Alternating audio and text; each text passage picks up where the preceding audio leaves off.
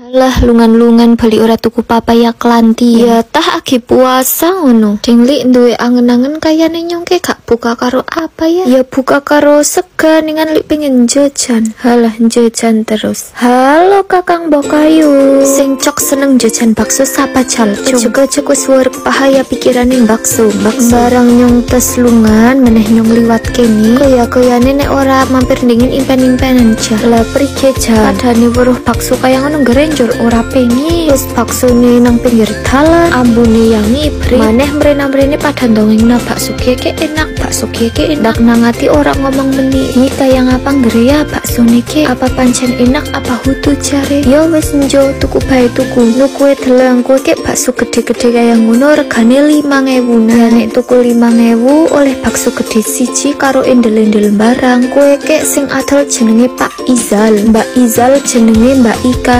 bojone Pak Izal kek jenenge Mbak Ika maksudnya bakso kek papane nang Talonombo jejer Blumbang segurunge balai desa ini dia orangnya lurah jempolan desa kita Pak Lurah Badarudin Jos barang wis oleh bakso dijual cepat mari kita pulang gue jal deleng langit kak wis peteng dedet ngurut-ngurut yang ngono wis minyan geribres bae udana pilang-pilang wis tekan omah ki boli-boli resik-resik gering krenteng baksone tenang iki kek wis wayah lebar buka nah nyong kek mau sing tuku kae ke wis ngarep maghrib pancen nah kiye yuk geri suntek bae baksone bakso favorit keluarga Talonombo jalnu porsi 5.000 kak semono akeh maneh kek kowe jan temenan bakso sapi hoo nek minimono ya tak dalai dewek padane Rika nek gak tuku pesen karo Mia tayeng juranan ana pangsi tembarang lang bae nek padane udan apa umai ato Mbak Ika karo Pak Izal siap njujukna tekan ngomah dadine ora semang repot geri kring dadi nah ki baksone geri dibumboni bae njur disigar yang kue sing jenenge bakso urat tengahe dalai titilan iwak sapi jan rasane bakso urat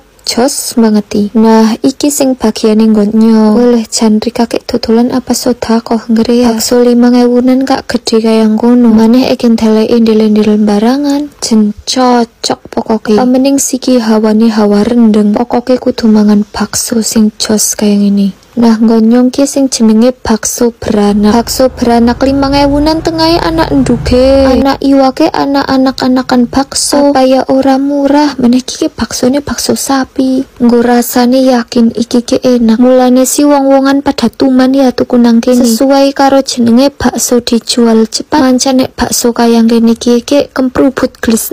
padane sing gak ana nang pasar Ramadan ya ana sing nang omah barang wis ndang wajib tuku pada nyong sing mangan nganti kokoe tinting barang wis entek nyong tak pareng